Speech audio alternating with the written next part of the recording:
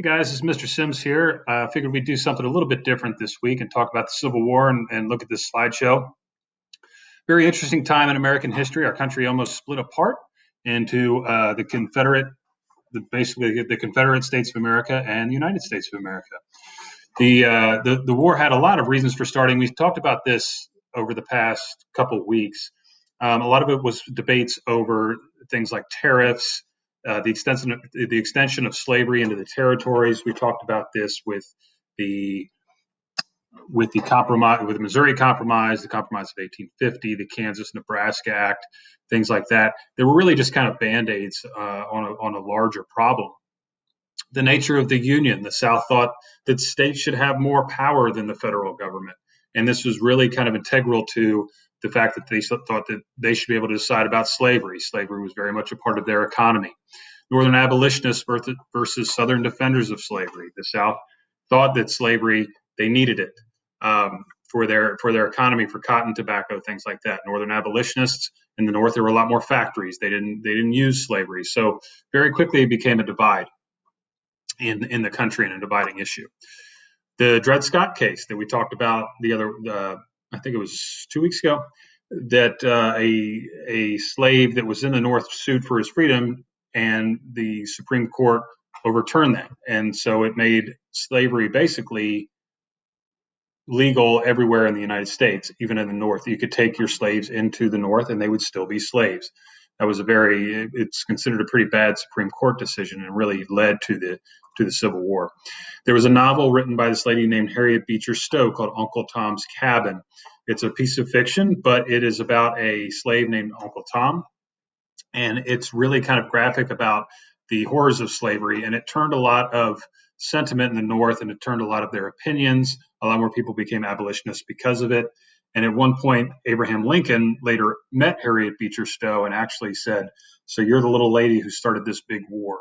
So it was really, even he considered it a big reason that the war started. And ineffectual presidential leadership. James Buchanan, the 15th president of the United States, largely considered by historians to be the worst president in American history, because he did not have the leadership to be able to hold the North and the South together. He was very standoffish with the South. He didn't bring much to the table to try to compromise with them, except some, like I said, the Compromise of 1850, but that didn't work very well. And that was before his presidency anyways. But he did a very poor job of trying to keep the country together. And the compromises that we talked about, the Missouri Compromise, the Kansas-Nebraska Act, all those were just terrible.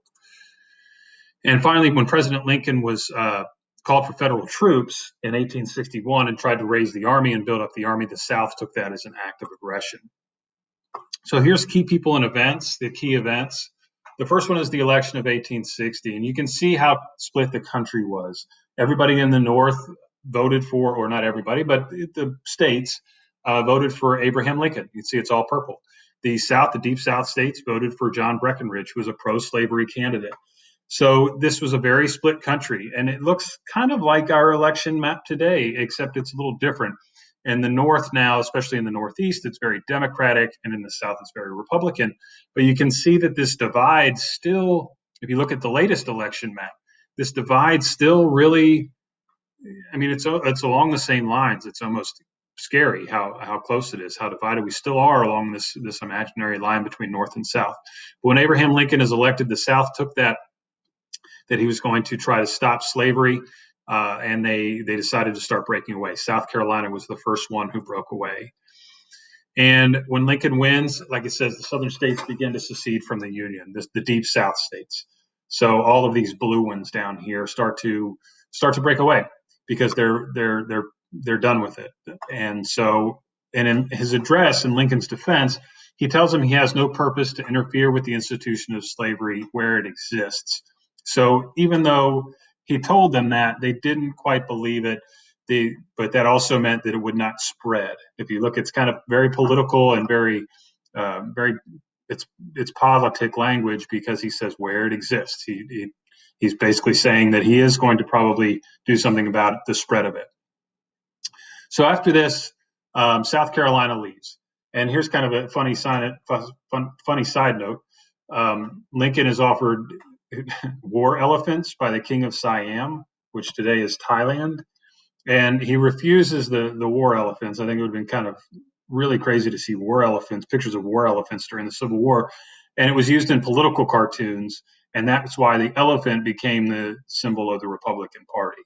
So if you ever see the little elephant symbol, this is where it comes from, because it was used as political cartoons against Abraham Lincoln, and it became their symbol. So kind of interesting. We talked about the donkey in my class, how that became the symbol for the Democratic Party, because Andrew Jackson was shown in political cartoons as being a jackass, and he embraced it, and that became the symbol of the Democrats. So that's where those two symbols come from. So kind of an interesting little fact there. And Lincoln is the first Republican to win an election. He's the very first Republican president. So the first shots that are fired at this place called Fort Sumter in South Carolina. And here's what it looks like today in the bottom right. And it looks very different today than it did back then. Back then, it was a much taller structure. The museum is in this black building in the middle. It was a military fort until I think the early 1900s. The museum is inside of it, of what all happened there. It looks, like I said, it looks very different. You have to take a ferry to it. It's right outside of Charleston and Charleston Harbor. Charleston, South Carolina, really neat city. If you ever get a chance to go there, go. It's a really neat old city. It's one of my favorite cities to visit. And what happened was, you can see from this map, after South Carolina left the Union, there was this fort, this United States fort in Charleston Harbor. And Charleston was in South Carolina. Well, South Carolina didn't think it was part of the United States anymore. So they didn't want this, what they considered a foreign force holding this fort in their harbor. So they warned them, they said, you need to get out. And the United States and the United States military refused to leave the fort, refused to surrender the fort to South Carolina. They took that as an act of war. And in early 1861, one night they started to fire artillery and cannons into the fort. Well, after about 24 hours, the fort surrendered. The American troops in the fort surrendered. If you look at it, there's nowhere for them to go. They can't, get ships in there to get out. It's not like they could really communicate. So they had no choice. Interesting thing about the battle, there were absolutely no casualties. Nobody died in the battle. I think there was one person who got hurt, but not very seriously. So no casualties in the very first battle of the Civil War. Kind of interesting. So the first shots are fired here. Confederates fire at the U.S. fort in the harbor. Union troops surrender, and there's no casualties. They have the two flags actually in the museum there at Fort Sumter. You can go there and see the United States flag that was flying before while the American soldiers were there, and then the Confederate flag that they put above it after the surrender. Pretty neat to see. So after Fort Sumter, other states start to secede. All these gray states start to break off. Virginia is one of them. And this is kind of an interesting time because they move the capital of the Confederacy up to Richmond, Virginia. And Richmond is about where the G is in Virginia. If you see it, it's about there, maybe closer to the N, right around in there, right around in the center. And if you look, it's really close to Washington, D.C. It's only about 150 miles between the two of them. So the two capitals are very close. So Virginia is going to see almost all of the battles of the Civil War in Virginia because that's where the two capitals are, especially between Richmond and Washington, D.C. And this is where I grew up, was in this area between here. And there's tons of Civil War statues and battlefields and so-and-so died here during the skirmish of whatever. They fought all in this area, and Virginia really kind of bore the brunt of all those battles. And there's a ton of battlefields in Virginia. It's if you're a history buff or Civil War buff, it's a really neat place to visit and drive around. You can see quite a few within a day. So here's the North versus South map. This is the way it all measured out. The Confederate states are in green. The Union states are in kind of this yellow-orange. And these purple states are kind of interesting because they are border states. They stayed part of the Union, but they were still slave states. And if you look here at Maryland, Washington, D.C. actually kind of sits in Maryland. It's on the Maryland side of the Potomac River. If Maryland would have seceded and become a Confederate state, the war would have been over because Washington, D.C., which is the little star, would have been completely surrounded by Confederate states. If your capital is completely surrounded by the enemy, you're done. So the war would have been over if Maryland would have seceded. So there was a lot of debate in Maryland whether or not to secede from the Union, because if they would have, the Confederacy would have won. Here's some advantages and disadvantages. We talked about advantages and disadvantages last week. A couple that I really want to point out is the population. If you look, the North has almost 3 times the population of the South. And this is one of the reasons why later on in the war, the South really starts to lose, because they start to lose men that they can't replace. The Union, when they lose a soldier, they can replace them pretty easily. Late in the war, after the Confederates start losing more and more soldiers, it's really hard to replace them. And at one point, the Confederate Army had boys as young as 12 and 13 fighting in the Army. It was really, really sad. They were just running out of men so much. You can see here the North could make way more things. The third one down, industrial establishments. The North had way more factories. They could produce way more guns, way more uniforms, way more supplies, way more food, way more bullets, way more things that you need. So this was a big issue in the war, that the South, they made a lot of cotton and they grew a lot of tobacco. You can't really eat cotton and tobacco. So keeping your soldiers fed was a huge problem for the South, and keeping them supplied, because they didn't have the industrial complex to be able to do it. They couldn't make the guns. They couldn't make the uniforms. They had to import a lot of things from England. They had to try to make it all work, whereas the South was way more self-sufficient. Here's what the average Union and Confederate soldiers looked like. The Confederate soldiers, they're usually known for wearing gray, but they wore a lot of different colors. It kind of depended on whatever cloth they could get. Sometimes they would even wear blue. They would wear gray and browns and greens and blues. It was whatever kind of that they could get at the time. But they were still pretty well supplied. And the average Confederate soldier went into battle with about 40 or 50 rounds of ammunition. The average the average Union soldier went into battle with about 80 rounds of ammunition. The average Confederate soldier went into battle with about 40 or 50 rounds of ammunition. So you can see right there, the Confederate soldier was already at a disadvantage. One big advantage they had, though, remember when I said that most of the battles were fought in Virginia? Most of the battles were fought in the South. So Confederate soldiers and the Confederate Army had a much better time being able to fight defensively. They knew the ground, they knew the terrain, they knew the area. The Union Army, when you're attacking, you don't know all those things. So it was a lot easier for the Confederate Army just to wait on the Union Army to attack them, and then it was way easier for them to win. They were fighting a defensive battle, or defensive war. So that was a really big advantage that the South had throughout most of the war. The First Battle of Manassas is the first major battle with a lot of casualties. And this happened kind of really, really close to where I grew up. And it's also sometimes called the First Battle of Bull Run. It can be called either one. And Manassas, the city of Manassas, is about 30 miles south of Washington, D.C., as you can see here. And there was a major railroad depot there that was helping out the South. And so after Fort Sumter, a couple months after Fort Sumter, Abraham Lincoln orders Union troops to go try to capture this railroad depot, this major railroad intersection, because if you can control the supply lines of your enemy, it's harder for them to fight.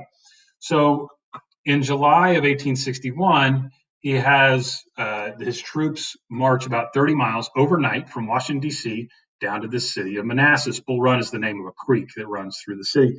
And you can imagine, after marching 30 miles all night long in July, which is really humid in Virginia in July, that these guys were pretty exhausted. And early in the morning, they encountered this Confederate artillery.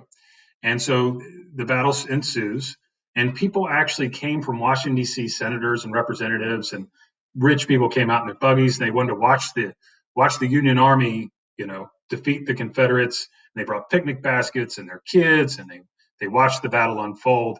Unfortunately, it didn't turn out the way they thought, because the Confederate Army was able to, this became a really embarrassing Union defeat. The Confederate Army chased the Union Army off the battlefield and sent them running back up to Washington, D.C. It became a rout, and people with soldiers and wagons and supply trains and things, everybody trying to get back into D.C., basically running for their lives because the Confederates won the battle late in the afternoon. And the Union soldiers were exhausted after marching all night long. Really kind of fascinating. And this shows the Union that this is not going to be a real easy war. The Confederates were way better fighters than they thought, and that this is going to be tough, and this is going to take some time. And so a couple years later, there were a lot more battles that happened in between this. But in late 1862, remember, First Battle of Manassas was in July of 1861. After winning a lot of battles, Robert E. Lee decides to try and invade the North. And there's a map over here on the left, and he goes into Maryland. And he tries to go and circle around, and he's going to come down and try to attack Washington, D.C. And the Union Army catches up to him over here in a town called Sharpsburg, and this becomes known as the Battle of Antietam. And this becomes the bloodiest single day of the Civil War. About 17,000 soldiers die in one day. And you can see down here, there's a picture. This was the first war that had a lot of pictures taken. The camera was a pretty new invention. This was an area called the Sunken Road, and the Confederate dead soldiers were sometimes piled in this thing 3 and 4 deep. They fought in this kind of little sunken road, and most of them were headshots. And the Confederate soldiers that were fighting were stepping all over the dead bodies to try to get up and fire their muskets. It was pretty brutal. Robert E. Lee pretty much gets defeated, and he has to go back into Virginia. And this is the first major Union victory in the war. Abraham Lincoln is starting to lose support because he hasn't won any battles. His generals were not doing very well. They were pretty bad, especially against guys like Robert E. Lee and Stonewall Jackson, who were really good. And so he uses this opportunity, though, Abraham Lincoln, to issue something called the Emancipation Proclamation. And that outlaws slavery in these areas that are in rebellion. So the Confederate states that outlaw slavery in the Confederacy. This is obviously political. They're not going to follow the rule, right? I mean, it doesn't make any sense. They don't consider themselves part of the United States, but it's kind of a political move, and it's very interesting. He frees the slaves in the rebelling states. That's the seceded southern states. And he makes slavery now the new war aim. It's not just holding the Union together, like he said earlier, and not attacking slavery. And this is very political because it keeps other foreign countries from helping out the South. Countries like England, where slavery had already been outlawed, it keeps them from getting involved in the war. Also, African-American soldiers start to become part of the Union Army. There's a really good movie called Glory about this. It was made in 1989 about the 54th Massachusetts, one of the first African-American regiments to see action in the Civil War and to prove that African Americans could fight. In 1863, after a little more time goes by, like I said, there's still a lot of battles going on in this time. Most of them in Virginia. Battle of Fredericksburg is a big one. The Confederates win that one. But the Battle of Gettysburg, this is when this becomes the turning point. And General Robert E. Lee decides to try to go into the North and attack the North again. And he goes into, this is his last offensive effort. He goes into the North, he goes into Pennsylvania, and as the story goes, as the legend goes, he was in Pennsylvania, and some of his troops heard about a shoe factory in this little town of Gettysburg, and they wanted to get shoes. They were going to go take the shoes out of this factory. But when they went into the town of Gettysburg, the Confederate regiment, there was a group of Union cavalry. There was a Union cavalry unit that started to fight them. And so the Confederates poured more troops in, the Union troops poured more troops in, and the next thing you know, they had both armies were there in this little town of Gettysburg. And so it was kind of an accidental battle. It wasn't really meant to happen. But it becomes a 3-day battle, and 53,000 men die in this battle. It's really brutal. On the third day, especially, something called Pickett's Charge. And you can see kind of in the bottom picture is a depiction of Pickett's Charge. There's a movie called Gettysburg that came out in the 90s all about this battle. What happened is very good, explains what happened, some really interesting things. And after this, so this is the big turning point. And after this, the Confederates have to go back to Virginia. They can't replace the men that they lost at Gettysburg. And Abraham Lincoln delivers in November of that year his most famous speech called the Gettysburg Address. And the Gettysburg Address was 2.5 minutes long. The guy who spoke before him spoke for 2 hours.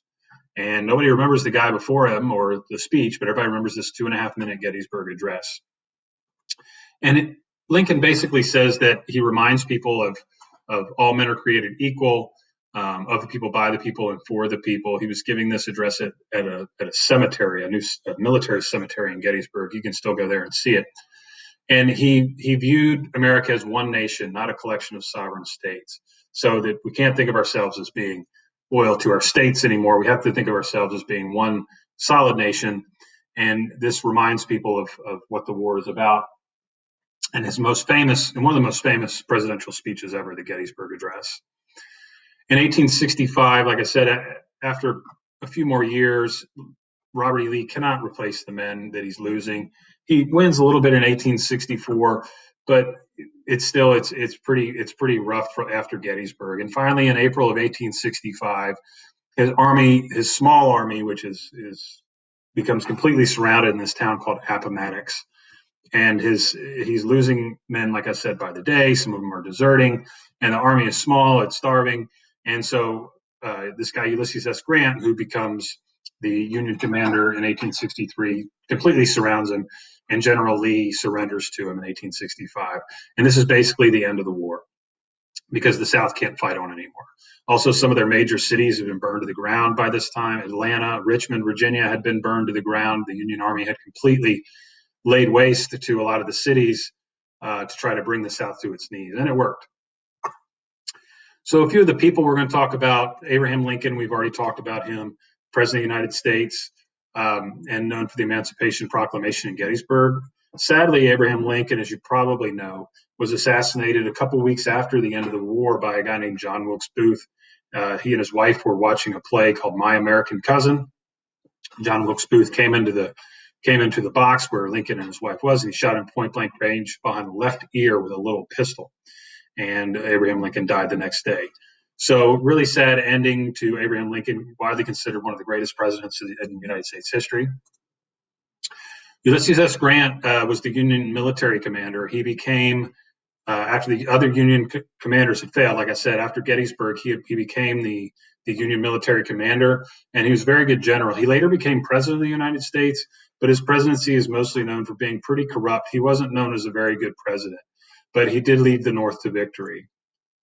Robert E. Lee, one of the most legendary military figures in our country's history, he was actually asked to be the commander of the Union Army at the beginning of the war, but he was from Virginia, and his home was in Virginia, and he could not see himself leading an army to attack the place he was from. So he was kind of really caught in this weird situation. He did not like the idea of secession, but he didn't think the Union should be held together by force. He thought the South should be able to leave, and states should be able to leave if they wanted to. And after his surrender, he encouraged men to accept defeat and become good citizens. So he's a very legendary figure. And if you've ever been to Washington, D.C. and been to Arlington National Cemetery, or you've probably seen pictures of it, that's actually where Robert E. Lee lived. The house on Arlington National Cemetery was Robert E. Lee's house. And when Union soldiers started to bury their dead soldiers in his garden and in his backyard as kind of an insult, and that eventually became Arlington National Cemetery, because nobody's going to live in a house with a bunch of dead soldiers in the garden. So that became Arlington National Cemetery, and it's our biggest military cemetery in the country. Stonewall Jackson, another really legendary character, probably one of my most favorite but people in the Civil War. I think he's really one of the most interesting. He was a lieutenant general under Robert E. Lee. He was considered one of Robert E. Lee's best generals. And originally he was an artillery instructor at the Virginia Military Institute, which is in Lexington, Virginia. It's still there. It's still a military institution. And he was a really interesting guy. He never owned slaves. He was a military. He had been in the Mexican War. He was a general, and his students, he was a teacher, and his students actually really didn't like him. And he was an artillery instructor, and they thought he was really boring. They thought he was too strict. And he was known for repeating lectures word for word, exactly word for word, if his students didn't get a concept. He was a little bit of a weirdo, and he was not that this makes you weirdo, but he was very, very religious, and that doesn't make you a weirdo, especially at that time. But he had some very funny theories. He sometimes used to ride around on his horse with one hand up in the air because he thought it made his blood flow better. He's known for not wanting to eat pepper because he thought it made his legs sore, and he's known for sometimes eating lemons. He was just kind of a strange guy. He didn't drink alcohol or smoke cigars because he liked them too much, and so he just was kind of a weird dude. But he got his name Stonewall Jackson in the first Battle of Manassas, if you remember that back at the beginning, because it was a lot of the men, it was their first time ever in battle, and they were really scared. And he was sat on his horse, as still as he could, and was watching the battle. And somebody said, "There stands Jackson like a stone wall," and so that's where he got his name, Stonewall Jackson. It's pretty cool nickname. And he was accidentally shot by his own men in 1863. So halfway through the war, he died because his own men accidentally shot at him. He and his aides were doing a night ride around Chancellorsville to try to survey the battlefield, and they came up on a Confederate picket line, and these North Carolina soldiers thought it was Union cavalry, so they shot at him, and they hit Stonewall Jackson in the arm, and they had to amputate his arm, but he died a few days later from the injury and the infection. Frederick Douglass, we've talked about Frederick Douglass before. He was an abolitionist, former slave, and he urged Lincoln to recruit slaves to fight in the Union Army. This is the recruitment poster for the 54th Massachusetts Regiment that I was talking about. The movie Glory talks about them. Really kind of interesting movie and interesting regiment. And Jefferson Davis, we talked about last week. He was the president of the Confederacy. He was originally a U.S. senator. He was president of the Confederate States of America after the war. He was the only person that was put in jail, and he actually had his citizenship revoked. He was no longer a U.S. citizen after the war. But in 1978, Jimmy Carter pardoned him and gave him his citizenship back. Now, obviously, Jefferson Davis had been dead for a long time, but it was kind of a symbolic act. So that is pretty much my lecture on the Civil War. I hope you found it interesting, and check out some of that stuff that I said, like some of those movies. If you want to read an interesting book, Uncle Tom's Cabin. The language in it is a little old, but it's a really, really interesting book. And good luck, and hope to see you guys soon. Bye.